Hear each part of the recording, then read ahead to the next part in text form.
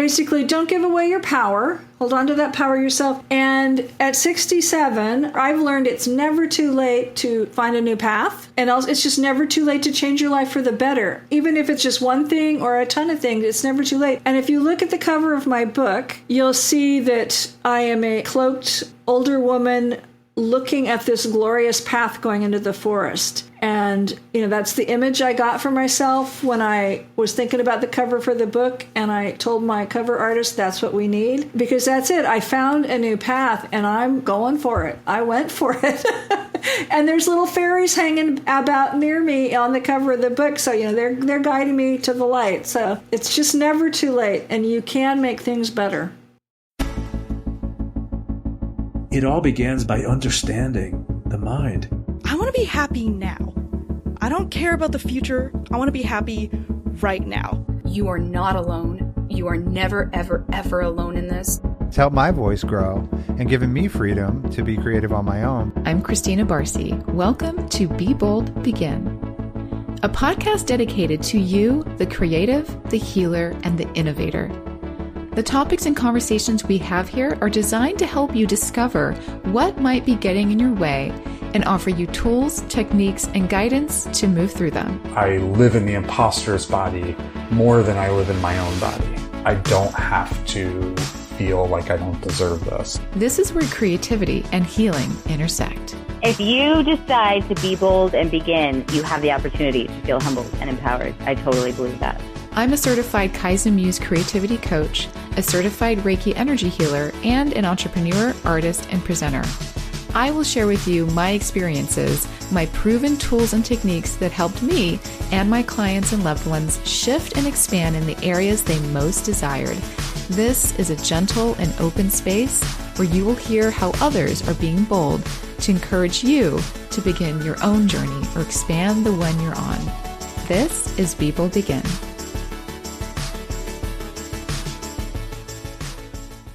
Hi there, Be Bold Begin listeners. Before I get to the episode today, I do want to take a moment to address the June 24th Supreme Court decision to overturn Roe v. Wade. If you're unfamiliar with what this is, that decision stripped away the legal right to have a safe and legal abortion, restricting access to comprehensive reproductive care, including abortion, threatens the health and independence of all Americans. And this decision could also lead to the loss of other rights. To learn more about what you can do to help, you can go to podvoices.help. I do encourage you to take care, to speak up, and to spread the word. Hi, welcome back to Be Bold Begin. I am Barcy, your host, and my question for you today is about magic. Where in your life do you feel the magic? What things for you are special and maybe whimsical or hopeful or filled with giggles or joy? Or maybe it's deeper than that for you and the magic is in healing or self-realization, like we talk a lot about on this show. So magic can mean many things, and I do believe it is in the eye of the beholder, but I also think that each of us feels something when we talk about magic, and maybe it's something that we might overlook a little in our lives, but the fact is that there are magical moments in our lives. We just have to open up to them. So my guest today is Joanne Richards. She is the author of a book called Midlife Magic, and it's a memoir. So I do just want to share a little bit about what her book talks about, because I think it will give a nice overview of what we are going to talk about today on the show. Midlife Magic, Joanne's book, takes you on the transformative journey of Joanne Richards' life from her typical suburban childhood through 6 marriages involving abuse, divorce, and death to her current marriage to a military intelligence officer incarcerated for a crime he didn't commit. Joanne had been an active member of the Mormon Church for nearly 30 years before leaving it behind to fully embrace the paranormal world of UFOs, elementals, and magic, which had long spoken to her soul. Through her many struggles, she found her strengths, gifts, and inner power, and learned that dreams can and do come true. Today, she is a warrior who proudly carries the title Wise Woman-Crone. Welcome, Joanne. Hello. Thanks for having me. Absolutely. That's a really fun bio. Thank you. I had a good editor who helped me tweak mine. Fantastic. Yes, we need help from each other sometimes Yes. to get polished and guide us. That's wonderful. I'm intrigued to read your book. So first of all, I'll have to go buy that when we're done with this. Thank you. I think we should start at the beginning if you're okay with that. Wherever you'd like to start, I'm good. Okay. So can you just share a little more about your background, how you grew up and what that was like for you? Sure. I grew up in the suburbs of Los Angeles. When I was very young, we moved to I think my parents were living in Los Angeles or Hollywood. Then we moved to a new community called La Puente. Then we came over the hills into another suburb called Whittier. So I lived in Whittier till the first year of my high school. Then we moved to the San Francisco Bay Area where I finished high school, and they moved back east. We were a family that went camping a lot. That was our main vacation. I think our biggest vacation was going to the Seattle World's Fair in 1962. So, Yes, I'm old. Life was just pretty much middle-class suburbia and with dysfunction thrown in. My dad was an alcoholic. His mom was an alcoholic. And that, boiled to the surface every now and then, more than we wanted to see that. We had a lot of good moments, so I can't say my childhood was just horrible. It wasn't. And some friends we used to go camping with happened to be Mormons. And so I started going to church with them when I was about 10 and joined that church when I was 12 officially. It's like you grow up in the June Cleaver, Leave It to Beaver era, and you think that life is going to be, you marry the person of your dreams and you have a bunch of kids if you want, and you live in a house and you never have to go to work. Or I thought, I could be the stay-at-home mom forever having all these kids, and, the man would go off to work and life would be perfect. And in the Mormon church too, they preach basically that, you find, they don't really call it a soulmate, but you find, a good mate, and, you create this spiritual relationship for yourself in this happy little family. And of course, they assume you're going to be able to have a ton of children, and you assume you're going to be married forever. Well, I married 5 different Mormon men, and none of those were ever going to last forever. And it went from bad to bad to bad. And the second guy I married was not a Mormon, but he had substance abuse problems. But fortunately, he's the only person I had a child with. So I got one child. I thought I wanted 10 or 12. I look back on it now, and it's like I kind of joke in the book. I had a boyfriend from high school, and the only reason we ever broke up was because he said I wanted to have a baseball team, and at the time I did. I wanted to have all these kids, and he only wanted 2. He went on to have his 2 children. I thought I'd have a ton. I only had 1. I'm very grateful for her, but that's what, the universe handed me. So life didn't quite turn out exactly the way I thought. I was hardly ever a stay-at-home mom. When my daughter was very young, I was able to stay home. But other than that, I've worked for years. So... Interesting. Wow. Well, thank you for that sort of painting a picture of what that was like for you. My first question is, it sounded like you joined the Mormon church on your own as a child. I did. Yeah, my family was supportive, but they had no interest in being members. They were basically Methodist on paper, but they hardly ever went to church either. It's not like they raised us in a religious upbringing.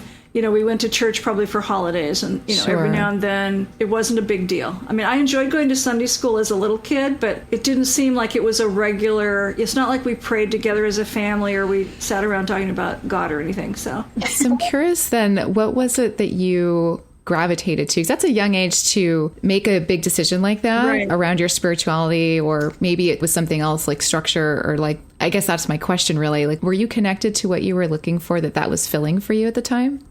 I really liked the wholesome family values that they taught, because there was clearly dysfunction in my family, and my parents argued a lot. And, we had fun vacations, and we had a nice house for a while, and then money got tight, so we moved to the other side of town. That was a huge stigma for us. I could already tell by 10, 12, there were issues, and I think my parents resolved a lot of their issues later in life, especially as my dad got ill. But I just really appreciated the wholesome family values. And they had, an after school program for children. And, you'd go and learn these fun little lessons and sing songs. And, I liked singing the songs. And, as you got older, there was a camp you could go to. So it was a lot of fun. And again, my best friend of the time, was a member of the church. So we could go do these things together. So wow. So lots of community. It's definitely a community. You grow up learning to serve others. So there's nothing wrong with that. And I really liked the idea of, finding my soulmate and just living happily ever after. But, there is a lot of emphasis on that. And I don't knock them for that. It's just that I should have had a little more realism built into my training or my upbringing. Sure. I suppose that's a decision you made at a young age, right? And there are things that we know and don't know at that time that we gain much later. Hopefully for other people, it won't have to be 6 or 7 marriages later. So tell me about that. So they were all Mormon except for the man you're with now, correct? 2. Husband number 2 and the current husband number 7 were not members of the church. I went to Brigham Young University in Provo, Utah, right out of high school. And it was funny, though, because the man I married was not going to that college. He was going to school in upstate Utah, northern Utah. I think his friends were either the band that was playing at a dance, because I love to dance, so I was always going to the dances. Anyway, he came to either hear the band or see his friends. I don't know exactly. I don't remember. I try not to remember all this stuff. And so we met and we were dancing and we just started, we would start going out. And when he was in town, we would go out. And every now and then I would go up to northern Utah to hang out with him. Not very often because there wasn't really any place for me to stay. I didn't know anybody up there. And it looked kind of funny. Well, of course, not everybody that goes to that school, are necessarily Mormons, or they're not necessarily, good Mormons. So they didn't care that I was hanging out at the apartment. It's not like we were sleeping together, but I was staying at the apartment. So it's just kind of funny. It was a little more lax than it would have been, had I invited him to come spend the weekend in my apartment in Provo. Sure, that would have been bad. So anyway, we got married. I was a home economics major. He thought, oh, that's great. She's going to know how to cook and sew and clean the house. Well, housekeeping is not my strong suit. I'm a really good seamstress and cook and all that good stuff. But, nobody's ever given me prizes for dusting. I can relate to that one. Good. It drives my daughter crazy. It's funny because at the time I didn't know, his parents and his family all thought, well, he's in his early 20s. It's time for him to get married. He should get serious about this. So I was the obvious choice, apparently. I didn't realize any of that till after we got married and after the top layer of the cake fell over at our reception and he had an allergy attack on our honeymoon. It's like, these should have been red signs where I should have just run for the hills. I didn't know to look for signs at the time. But it's like I thought I was going to be able to go to school along with him and keep up working towards my degree, and my grandma was going to help me. And then it became very clear that we were really poor. I mean, most young married students are really poor, unless you have families that are supporting you, but we were really poor. And he was almost done with his degree. So he decided basically that I was not going to school. I was going to have to go to work and provide for us while he could finish school. So I was like, well, that was disappointing. And I didn't have a lot of job skills. I ended up cleaning houses for a while. And then I got a job at Sears. So, I do have some retail skills now. And certainly not the bookkeeping skills that I have today. And right away I thought, okay, we're going to start having babies. Well, he wasn't interested in having babies right away. It's like, okay. And it just became clear that he didn't cherish me the way I thought he did. He would tease me, but not in a fun way that I grew up. He would pinch my inner arms and he would just be mean. And it wasn't fun.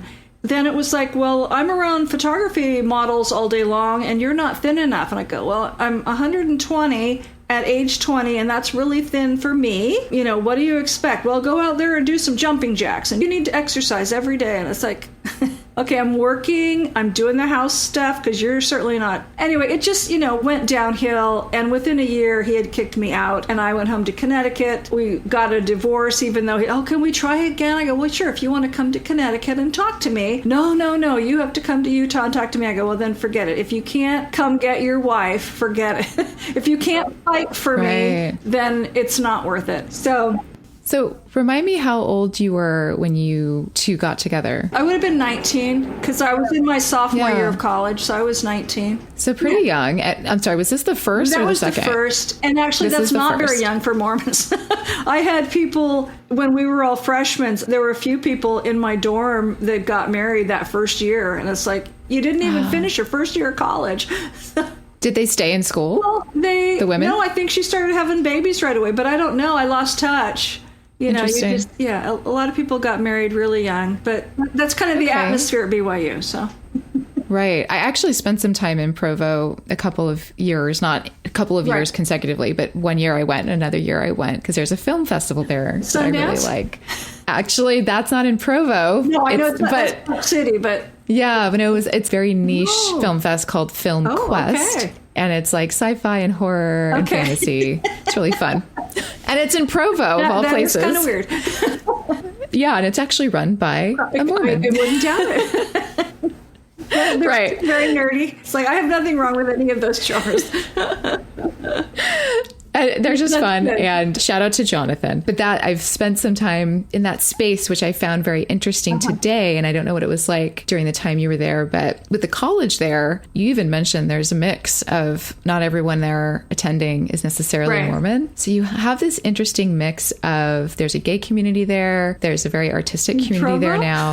Cool. Yes. I was there in the early 70s, so I'm sure if there was any of that, we never knew. Yeah, but the rules are the same. Like, there's still all of that. It's just an interesting place to be now. Yeah, I found it fascinating.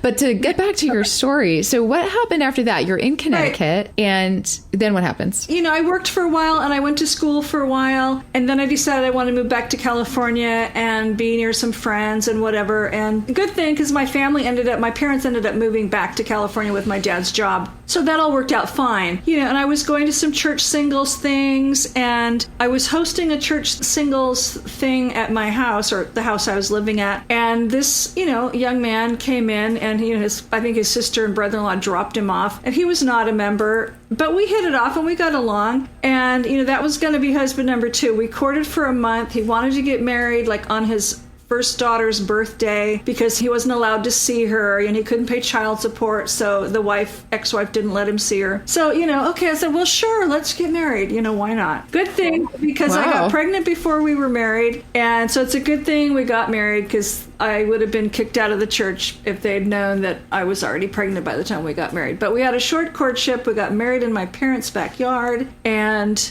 it didn't take long. I mean, he was a nice guy, and we had a lot of fun, but those early months, I was sick pretty quick with pregnancy and stuff, but it became apparent that he had a drinking problem. Back then, smoking marijuana was illegal, and he had me drive with him to go pick up some pot, and I was just terrified the whole time. And he had an alcohol problem, and he'd gotten addicted to Valium when he was in the Navy because he'd had an injury, but so his family thought, well, if he marries a nice Mormon girl, they'll straighten him out and they'll take care of him. It's like, well, and he swore he was going to let me stay active in the church, and he had no problem with anything that entailed. Well, that didn't last long. Pretty soon, he was making me feel guilty for going to church. He didn't want me to pay my tithing, and it just became very difficult. And then his illnesses got more serious. And when I was about 7 months pregnant, and he talked about suicide several times through our marriage, and again, we weren't together, but a year. Well, I remember he had kicked me out when I was 7 months pregnant. He just was going, nuts. I had made the mistake of saying, I hope none of these drugs you've done throughout your life have affected the baby. And, he kind of blew up at that. But anyway, he kicked me out, and then he called me saying he was suicidal. Would I come talk to him? And I was staying at my sister's, so I wasn't very far away. So silly me, sure, I go and talk to this suicidal person with the gun out and got him calmed down, and then I left. But it's like, he could have killed us all at that moment. Wow. And, I moved back with my parents, and then I had the baby. He saw the baby twice. He had the ringer off the phones. I was trying to call him from the hospital because he definitely had some, mental illness. And we were heading for divorce because I knew, this isn't going to work for me either. He saw our daughter twice, and then he committed suicide. Oh my. Yeah. So thankfully, I was not the one who found him. His parents found him, and that was obviously very traumatic for them. And they called me, and, I was already moving on emotionally. it was hard, but, we had a funeral and all that. And so that's what happened to number 2. And my poor daughter, she was 5 weeks old when he died. So she's never known her dad. Just through my stories, what I've written. We stayed very close to his family. So, they shared lots of stories. And she had wonderful grandparents and wonderful aunts and stuff. So it was really nice that they kept us, they still, to the day they died, the grandparents were calling me their daughter-in-law. So, they'd seen me get married several times after that. But Well, that's really beautiful that they've found space for that. Very sweet. Yeah. Thank you for sharing You're that. welcome. That sounds like it was definitely a tumultuous discovery and time, and there's a lot going on. Especially with being pregnant and having, your first child in the midst of all of that. And thankfully, I have a very supportive family. So I was living at my parents'. My grandma was already living there. So it was 3 generations. And my sister lived across the street. Her oldest is 3 months older than my daughter. So, for a long time, we could raise our kids near each other. So it was really nice. And my daughter's born on my sister's birthday. So Wow. So much connection there. That's really beautiful. it is. It's very nice. I'm going to fast forward just a little bit because I know there's a few more marriages to talk about, but I want to make sure we discuss your discovery and where you are today because a lot has changed for you. Can you talk about sort of when you started to make some realizations around some of the patterns that weren't working for you in your relationships? That is kind of tricky because, again, I kept thinking, it's like I always trusted that I would find true love and love would work out. And I always trusted that I could find the right guy who would be a decent stepfather to my daughter so we could have this happy little family. And, my discovery is that it's like I know now, it's like probably didn't totally process this until I was writing my book, but it's like I never asked the right questions. I just assumed, we're both Mormons, so of course we're going to pray together and go to church together, and we have the same goals, and of course everything else will just work out, and we're going to magically know how to handle our money and all these things. And there's just a lot of questions you should be asking no matter who your partner is. It's like what you believe in. It's like, well, do they believe the same way? And, especially with COVID, it's brought up a whole new bucket of questions on, what you should find out about a potential partner. Good point. Can you live with them during a pandemic? But add that to the list. Yeah, it's top of the list now. And my daughter reminded us, the more times you got married, the less you put up with. Mm-hmm. And I just knew, okay, this isn't working. And if you're not going to therapy, I'm out of here. Because I went to therapy when I was married to one of them. And I know I have value, but I don't think I really grabbed onto and really embraced all my own value until much later. So I know what I did wrong. I know it's like all these mistakes I made, and I just kept picking the wrong people. Even when, my mom would say, I don't think you should marry him. It's like, oh, sure, everything's going to be fine. And your person at church, it's like, I hear he's got some, bad vibe. It's like he's had some bad experiences with women. He's been a little mean. And it's like, well, it'll be fine. He's fine with me. Right. It's just, I wasn't listening. I thought, oh, yeah, he's the right one. I wasn't doing due diligence. So it was hindsight. In hindsight, I've got great perspective on all of this. Of course.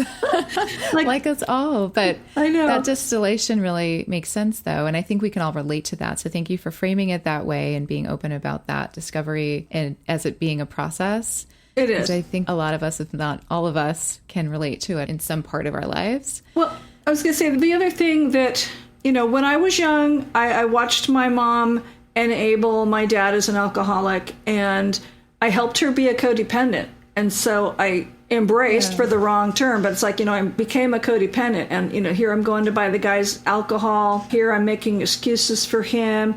Oh, and when this one is hitting me or my daughter, I'm not calling the cops. I'm not telling the church leaders. He'll stop eventually. Well, maybe he did stop eventually, but by then I'd already had enough and this just wasn't going to work. The other thing is, and especially, when you're in the Mormon church, the man is the head of the household. That doesn't mean the man is the head of the household with an iron fist or an iron anything. It's like, that doesn't mean he owns you. And this is true in any situation. It's like your partner doesn't own you. You need to be two whole, wonderful beings coming together as a partnership. And, because I've only married men, it's like, okay, the man is like, okay, he doesn't own me and I'm not his property and not everything he says should go.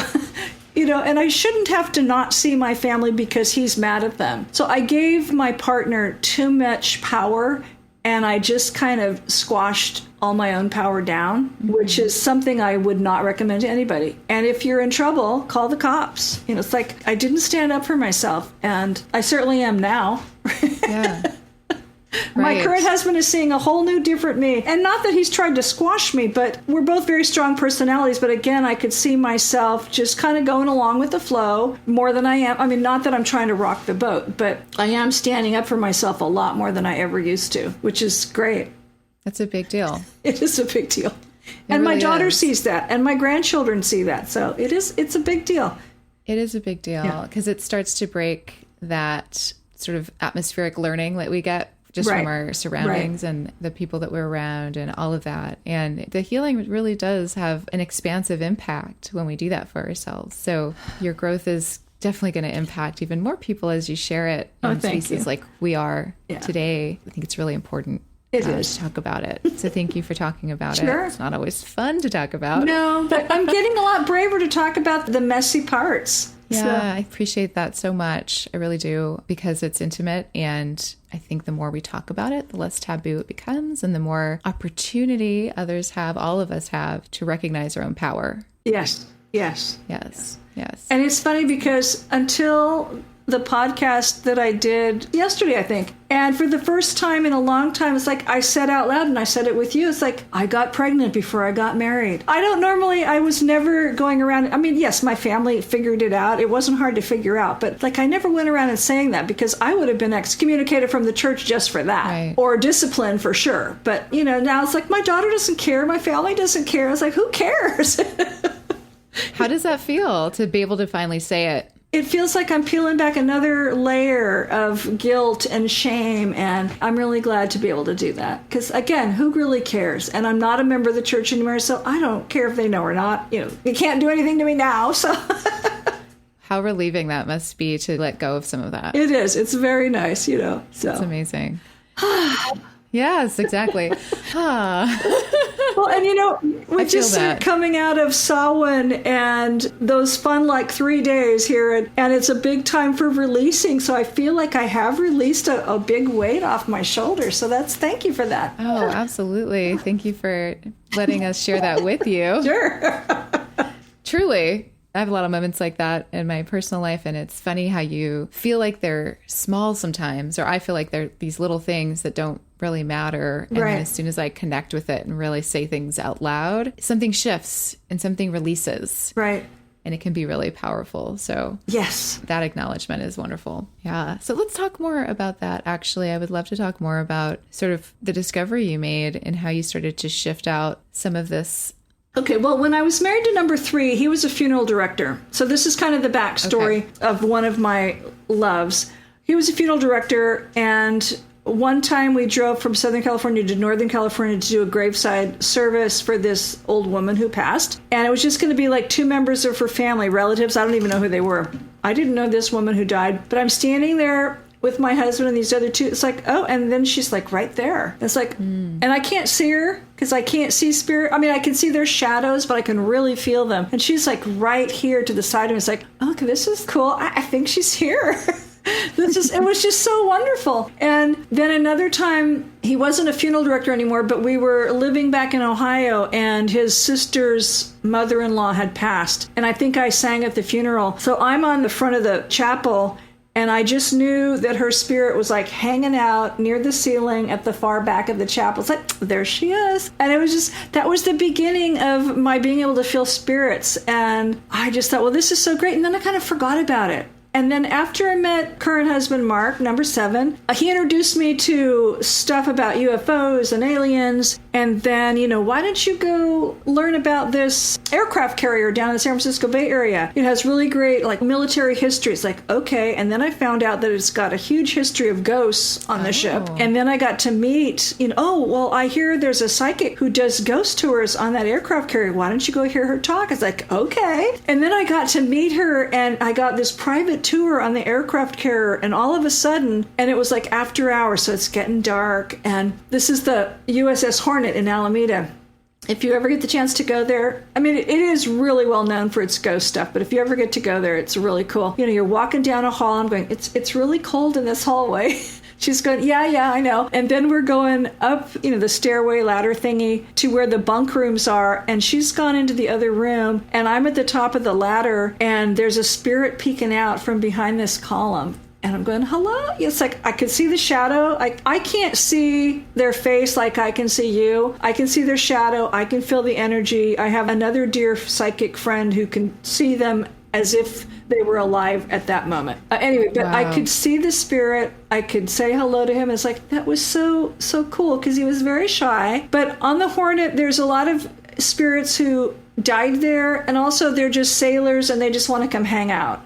You know, they've been in the Navy and they just want to come hang out. So there's a couple of them. What's now the women's restroom, like on the main hangar bay, used to be like the engine room. And back in, you know, World War II or whatever, the women were not allowed on the ship. And so now they kind of, they're not voyeurs, but like they hang out in the women's restroom because that was their territory. And they kind of like to tease you, maybe knock on the door or like, you know, you might feel like they're peeking over the edge. But I didn't feel like that when I was in the restroom, but I used to take a lot of pictures with my black and white 35 millimeter camera and you'd get the film developed and you could see the energy of the spirits like hanging out right by the bathroom. Oh, wow. It was really cool. And I've been other places in California and in England where just the spirit, you can just feel it. And it's so delightful that they honor you with being able to feel their spirit because other people in the room, what are you talking about? It's like, what's going on? It's like, okay, nothing.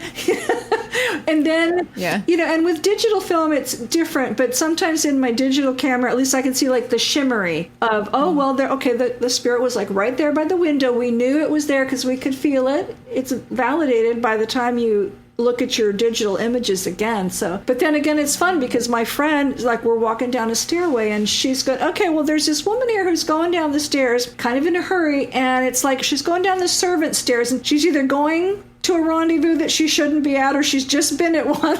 So I'm not quite sure because she was dressed more like a lady and she's going down the servant stairs. So, you know, there was something naughty going on, and she was very confused that my friend could see her. Oh, wow. So it's so interesting. I was just going to say, so that was fun. But, you know, once I met Mark and he was starting to talk to me about fairies. So the ghost stuff I already had, but, you know, I came into experiencing it more when I was around my psychic friends in these last, 10, 20 years. The fairies was new to me. But I've experienced fairies at the house we have in California. And again, I don't necessarily see them as a little person, except once or twice I have startled them off the flowers when I'm just watering. And it's like, oh, that's something flying away. And it's got little legs and it's very cute.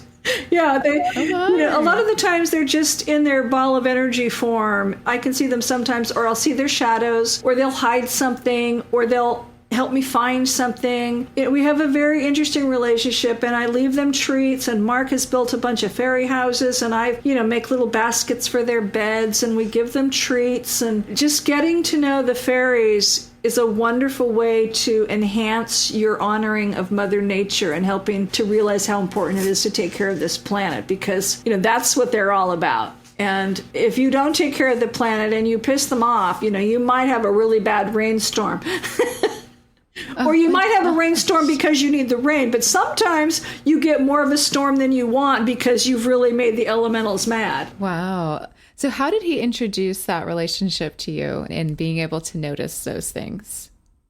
That's a good question. I think we were just talking about it, and especially too, he's been around that ever since he was young. And so I know his dad had experiences with elementals because his dad had his own. And then Mark was given one to be his companion when he was, 7. He's been with him I think there was a break where he wasn't with him, but Cloud Singer's been with him. I mean, he's with him today. So he's been around elementals a long time. And then several of his close friends are witches. So, they have a ton of elementals. So he's, seeing them in action, with full-blown magic and in, action with their witch person that they live with. And, he's been around that. So we were just talking about it. And then he started slowly teaching me, well, if you put out treats on especially the 4 phases of the moon, during the month, okay. And then for a while he was giving me these elaborate calendars. Okay, well, today is so-and-so. Put out this kind of treat. And so it got very elaborate. And I don't do that much anymore. But then he even drew a map of our property in California. It's like, okay, this one lives here, and this one lives here, and this is a brownie, and this is a Sprite, and this one's in charge of the garden, and this one's in charge of the house. And then there's pixies in this room, and there's sprites in this room, and it's the sprites that, push me on the stairs when I've pissed them off. But when I'm nice, after they get their giggles out because I've done something silly, they will help me find things that I can't find. All of a sudden this piece of paper will get pulled out from a pile of papers, and it's like, oh, that's exactly what I was looking for. Thank you. Or they'll put the thought in my head that, okay, go look here because it's been sitting there the whole time, or we're done borrowing it and we've put it back, type of thing. So, and we just talk about them like they are a part of the family. So interesting. It is fascinating. And when I first started traveling to England, it's like, well, okay, now you need to prepare a basket because some of them want to travel with you. So I packed a little basket. They traveled with me in the airplane, and they just loved taking off at different places in England to go meet their friends at that castle, or their friends at this place, or go see what new elementals they could make friends with. And, it's like, okay, the car door's open, go. And then I would wait. I would open the car door. It's like, okay, I'm walking back to the car now, come on. Oh my gosh.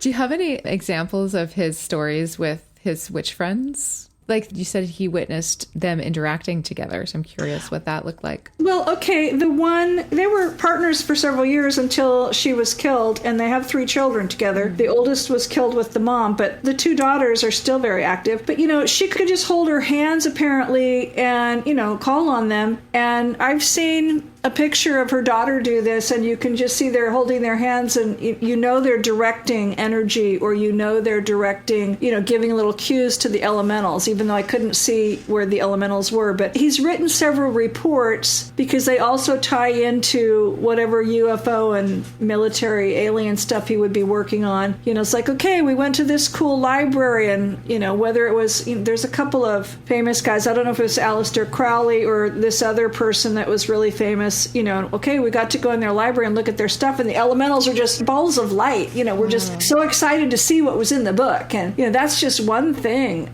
I'm getting an idea.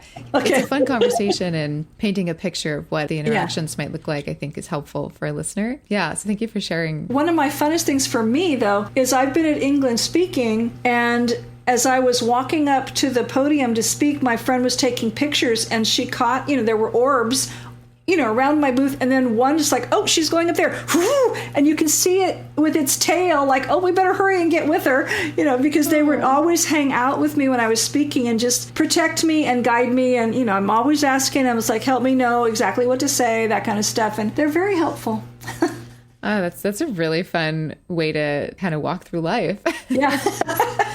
And again, like I said, he lives with one. Now, actually, there's 2 that live with him now. But, so he sent me a little fairy bedroom that he built a year ago. It was supposed to be last year's Christmas present. And it was just now allowed to be sent home to me. And it's like, well, Cloudy was taking really good care of it. And he really liked sleeping in it. And, it's this lovely little bedroom with books and teddy bears and a crocheted blanket. And I have it in my living room here. And, hopefully somebody's using it. So. Hopefully. That sounds lovely. It's very cozy. Yeah, it sounds very cozy. It sounds like a nice place I'd like to lay down. I know. It's better than my bed. So I'm curious then, when you started making these discoveries, it sounds like it brought a lot of light and joy and sort of fun into your life. Was that something that you felt was missing at the time, that this lit up for you? Or again, I had a very structured life with church going and church service, and I was a bookkeeper, so I was constantly working.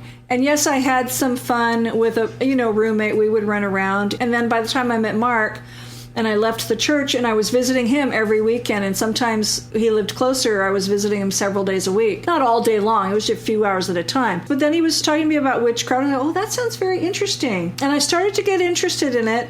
And I went to another bookkeeper's house, and turns out she's a witch, and she's been a witch for a long time, and she's going to start teaching a magic class. I go, oh, that sounds fascinating. Just about the basics. And I don't know if she told me that, but she might have told me that day, but I hadn't really got into it yet. And she goes, I can smell it on you. I can smell that this is, part of you. It's like, really? Okay. I hope it's a good smell.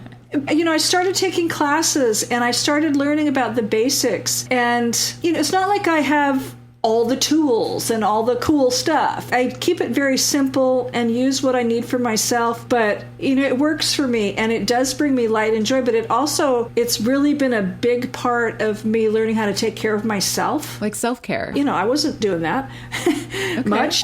And at least really realizing, okay, I'm important. Yes, I have a great partner, but I'm important regardless of that great partner.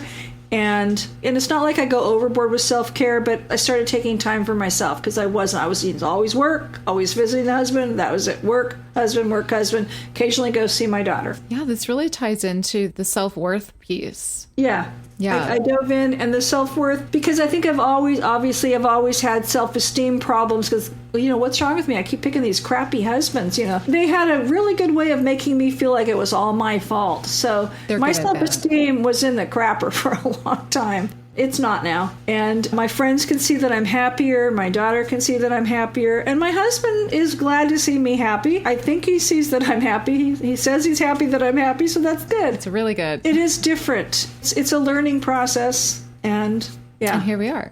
And here we are. No, it is a learning process. It will continue to be, I'm sure. But just as it should with life going on and being excited about life, we can continue to embrace that process. And, I think I told you before we started recording, it's like there's a break in the rain and I've been working all day. It's like, I need to get out and move. And I wouldn't have said that 2 years ago, but I love to walk. And in California, there's a bunch of trees where we live. But here, I'm in Portland, Oregon, and so I've made it more my own, and it's very different. And it's like, I need to walk, and the trees, I need to be out in the nature and commune with my friends out here for a little while to get grounded and centered before I do this interview, because I want to say what needs to be said, but it's just like I wouldn't have done that a couple years ago. Even I wouldn't have necessarily taken the time to stop your busy day and go it's like I thought I'd be gone 20 minutes. I think I was gone 45. It's like, it's 3:45. I wouldn't have done that. And it's like, it's important to do, especially if you get a little, urge, like, you get outside and take a walk. That will help you, feel more productive, and that will help you when we're doing our talk here. And that will just help you. Right. Yes. Listen to those pulls. Yes. That know what we need. And if we act on them, we will be rewarded for sure. Yeah. And I would say that I have noticed and it's probably, I've been with Mark over 20 years, but definitely, the last 15 to 20 years, I've been honing my intuition and listening. I used to only think I'd only get answers if I was on my knees praying, somebody was giving me answers. Well, somebody's giving me answers, but it's like, I have intuition. Yes, you have the answers. I do have the answers. It's all here. And if I listen and, sometimes I'll tell him something that I know is going to happen. And it's like, well, maybe the timing isn't right this minute, but, he's not, it's like he just looks at me like, well, how do you know this? Even though he's a very magical person on his own. I don't think he was ready or used to. It's like, I don't know. Mm-hmm. I don't know if he knew I would embrace it as much as I have when he introduced it. So it's so interesting. Yeah, it sounds like he really pulled on a thread that maybe he intuitively noticed and was maybe surprised by his own knowing and what he found in you. Because we don't really necessarily talk about, I will share with him, it's like, I took this class, this is what I'm doing. He practices his spirituality different than I do. He still does like rituals and things with the pagans there at the prison, but we don't necessarily, I did this for my ritual, and what'd you do for your ritual? And so we practice differently, which is fine. Yeah. I wanted to share, though, it's like one of the most wonderful experiences I had was I do talk with his dead partner that was the witch. I talk to her through a channeling medium. And a couple of years ago, I said, well, I'm going to go to Portland to have Christmas with my daughter. And while there, it's going to be Yule. And I want to do a little Yule ritual. She goes, oh, cool. Can I come? And it's like, I mean, she was this really well-respected, high up, a leader of her group and a leader in England and stuff. And, it's just like, I'm in awe of her. And we've become very good friends. Anyway, I started this very simple ritual and I invited her to join us. And one of the other young ladies in the group, there was just my granddaughter, another young lady, and I doing this ritual. And, she invited maybe a grandparent or somebody that she wanted to. It was very simple, but I could feel Titania's spirit like right next to me as if my best friend was standing right next to me. I go, I feel so new at this, even though I've been learning about it for years. I go, I don't know if I can do it the right way, leading a ritual by myself. She goes, it's all about intention. You don't have to do fancy stuff. So I never do anything super fancy, but it's all about intention. And it's like, oh, okay. And she was right there. And then we talked later. She goes, yes, I was there. It was great. You did great. And it's like, but, to feel your best friend standing right next to you, that is so empowering, wow. Especially when they're not of this world. I can feel the feeling of support that you had during that time and in that moment and even after. It is so amazing to have the connection we have, even across the veil or through the veil, whatever you want to say. It's really wonderful. It sounds very special. Yeah. And I like the focus on intention. I think that's so applicable to everything. Right. It's how I coach in podcasting. It's how I do everything. It's if we have space to find the intention around our everything, actions, thoughts, all of it, and be mindful, I think that everything starts to improve. Yeah, I don't know whether it was you I was talking to or somebody else I was talking to. I said, just you don't have to believe in or practice witchcraft to set intentions about things. Right. I want to make that perfectly clear. It is a huge part of, practicing magic. But again, setting intention is a goal, but it is a huge part of magic. But again, I've had people ask me, well, isn't that all dark? I go, no, it's basically just using the laws of nature and the universal energies to get what you want. And again, one of my teachers is like, it's just to help you have the best life possible for you. It sounds really lovely. I think so, Would it be okay to share maybe one of those ways to do that, like a ritual or an intentional? Well, again, and especially the new moon is a great time to set intention. So what I've learned is, you have a goal in mind, whatever it is, and write it out as if it's already happening. And especially the feeling you have, I feel so excited that this. Again, you write it out as if it's already happened.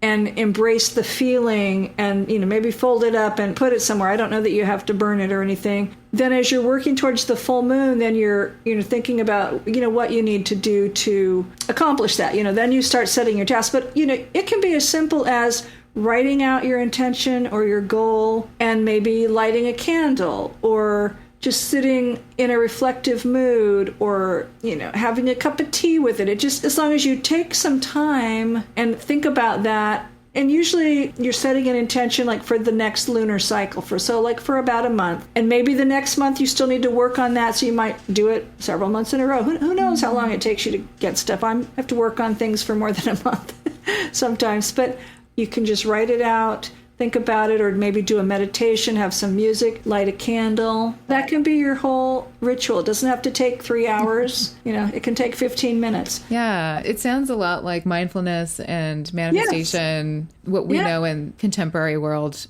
is how we talk about these things now, and I think it's probably maybe the same thing. It probably is. Yeah, it's very similar, if not the same energy behind it, I should say. There are other tools you can use, and you can use certain herbs to help that have certain energies. It just depends on what you need and want and the time of the year. There's plants you can use, there's crystals, there's all kinds of things to help, bring in the energy of what you're trying to work on. But, you don't have to do an elaborate spell. I mean, you can do some fun spells, but you don't have to. You can just write down what you're wanting. And I had another, a shamanic. She wasn't really a teacher of mine, but I had been at a conference and I gave a really lovely talk that everybody loved. Well, I met several wonderful people, but 2 ladies took me to dinner and she'd gone through shamanic training. And she said, what you can do is, I believe in saying thank you, thank you, thank you, and then say the thing as if it's already happened. Mm-hmm. And I do that, at least 3 times. Another thing she said you can do is 3 times you will say, for as long as I can remember, and then say the thing as if it's already happened. Or I've always remembered it, something. But as long as I can remember this, and that's one of her tools for, bringing in the energy for getting what you want. That. And that's really lovely. It's just another way of setting that intention and inviting the universe to help you. Yeah, I really like that. And I've shared similar advice about how to manifest and using energy of it already having it already have happened. The right. sort of past tense, sort of it exists in front of me now kind of energy. But truly it's the feeling that I notice that changes. It is. That experience. It's the same thing like, people like my daughter would love to buy a house someday. And it's like, well, okay, number one, you can put a picture on your fridge of what kind of house you want. Or you can write down all the cool things you want in your new house and, keep thinking as if you're going to have that house. Or don't think, well, I can't get it yet because I can't afford it. Da, da, da, da. You have to keep thinking that you can have it. It may not happen tomorrow. Yeah. It may not happen 3 months down the road. And then, yes, there's some action steps that, you need to keep working to make sure that you can afford it. But you never know what opportunity is going to happen that will also help make that thing happen. So, yes, absolutely. Mindset apparently is a huge part of all this. Yeah, it's really fun to talk about it that way because I love everything mindset. I love yes. The brain really interests me, and your subconscious mind understands, it absorbs everything you say to it. So if you tell yourself that you can't have it, you've already decided that you cannot. It's why intention is so powerful. So if you tell yourself you can, then your brain has decided that you can, and it will find ways to make it happen. Right. It will start working on the possibility versus its opposite. So yeah, it's very interesting how this all kind of folds together. It's fun to talk about it in this way. I have to ask, when all of this discovery was happening, were you still going to church? Were you still practicing the same? No, it's funny because when you are Mormon, you're stuck in church. The church services are like 3 hours. It's 3 hours of different meetings every Sunday. Wow. And then during the week, you're doing stuff. And I realized pretty early on in my relationship with Mark that I wanted to visit him instead of sitting for church at 3 hours, because that would actually cut into the actual visiting time. And it was just, it didn't have this big moment saying, oh, the church isn't true. I don't need it anymore. It was just all of a sudden, the gate opened and I just didn't need it. And I told my bishop, it's like, I've met this guy. Yes, he's in prison. So, that didn't thrill him. I can't do this job because I'm not going to be coming to church and I want to visit him. So it just kind of happened. It just kind of happened. And I did allow some church people they like to come and bring you a little monthly message. And, I let that happen for a long time. And when I needed to move, even though I wasn't going to church, I called them for help. And I've called them for help once or twice, but, I don't overuse that. But basically, I haven't had anything to do with them for years. Sometimes they'll show up at the house in California and hi, how are you? No, I'm not coming back to church. Okay, I'm a pagan now. Or I might have said I'm a witch, but I don't think I used that word. But I think I scared them last time they showed up. Oh my, that's so funny. It's like, I know, unfortunately, there's a lot of people who have trauma around the church for whatever reason. And thankfully, I didn't. It was the men that I chose to marry. And the evolution of your life really shifted out of that, I think. I don't regret it. And my daughter, she left the church when she was in high. It's like, I'm not going to church anymore, Mom. And she was like in high school. So it's like, she knew early on, oh, this isn't for me. Yeah. So that was fine. I go, but you were raised in it. How could you all of a sudden see that it, there was something wrong with it? And I don't know that she's given me a big answer, but there's people who've done a lot of research into history and whatever. It's like, I didn't even go there. I just said, I don't need it. I want to visit this guy, and the way it is. Was your husband in prison when you met him? He was. He'd already been in, 10, 15 years. He was arrested in 1982. He only was out on bail like 4 or 5 months during his trial, and his trial was in early of 84. And so he's been incarcerated since like June of 1984. And I met him the fall of 1997. So whatever that is. How did you meet if he was in jail? Yeah.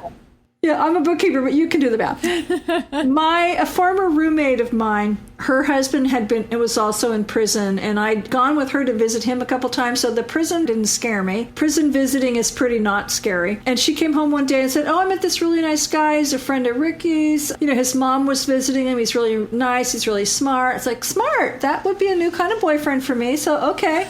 We're a year apart, so, we had a lot of things in common. And so we started writing, and it took a couple of months for me to get approved to visit him. And then it's funny because I think the first time I was going to see him in person was a Thanksgiving weekend. And I used to devote my whole Thanksgiving weekend to my family because we do the big dinner. Then we do all these craft shows. And it's like, well, okay, I'm starting to see this guy in prison. What? And now I have to leave our weekend to go, back so I can go meet him in person. It's like, my mom, now that she's been dead a long time, has forgiven me for that. And she likes him. But it took her a while. She was not happy. Nobody was really happy in my family when we first got together. Because if you're in prison, you must be guilty. And, it's all bad. There can be nothing good come out of knowing somebody that's in prison. But I have to tell you, it's like when you look around at all the families who are just having a great time together and, the love that they're sharing with each other, visiting in a huge room with a billion other people. But it's obviously things have changed with COVID. I've only seen him like 2 times in person since COVID started. I've had a couple of video visits, but that must be hard.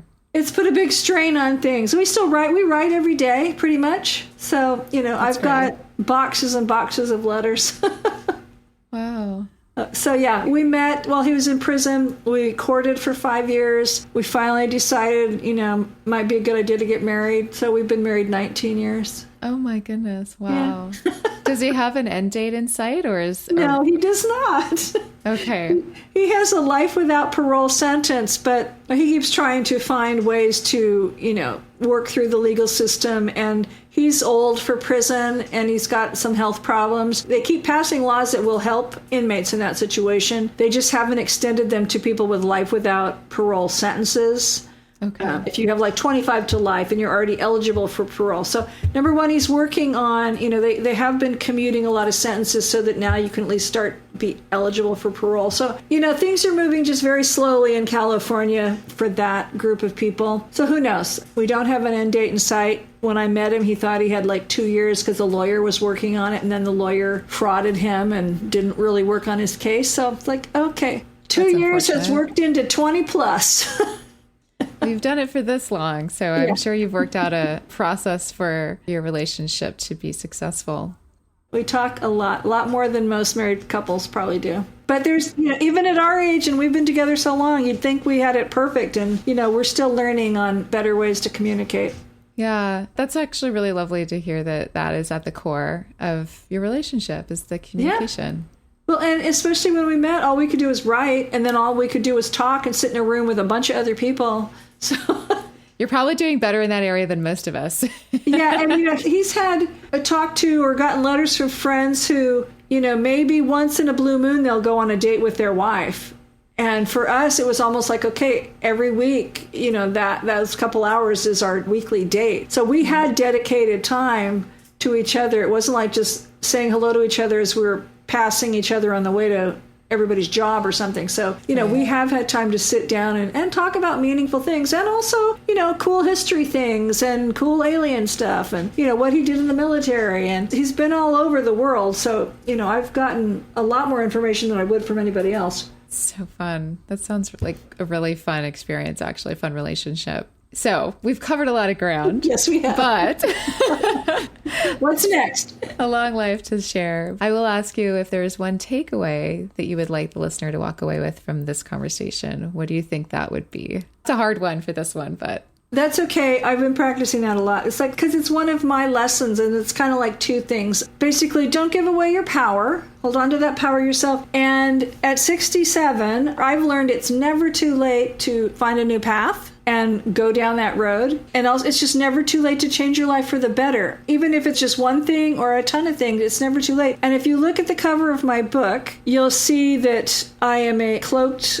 older woman looking at this glorious path going into the forest. And, that's the image I got for myself when I was thinking about the cover for the book. And I told my cover artist, that's what we need, because that's it. I found a new path and I'm going for it. I went for it.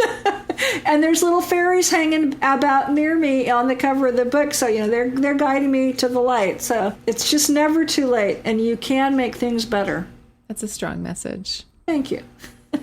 And magical and whimsical all at the same time, which is really fun. Yes, I am that silly, magical, witchy grandma. I love it. So how can we connect with the witchy grandma? The witchy grandma. Well, let's see. The website for my book is dragonhillbooks.net. It's also available on Amazon. And I have a Facebook group. So if you go on Facebook, find a group, and it's called just Midlife Magic. Okay, great. Yeah. And my email is Joanne, no E, at midlifemagic.biz. Fantastic. Lots of ways to connect. Put all of that in the show notes so that people can reach out and maybe join your group and get your book and do all that fun stuff. And great. I will just say thank you so much for sharing so much of your life with us today. You are so welcome. It's been great. It's been great. You're a very safe place to share stuff with. Well, that means a lot to me. So yes. Thank you for that. You're very welcome. Thank you for listening to People Begin. We hope that these episodes are helping inspire and empower you to take your next steps towards whatever you're thinking of creating. And if you want more tools, resources, and techniques for your creative process and to connect with me directly, then I'd love to invite you to our Unleash Creative community. Just follow the link in the show notes and I'll look forward to meeting you there. Happy creating.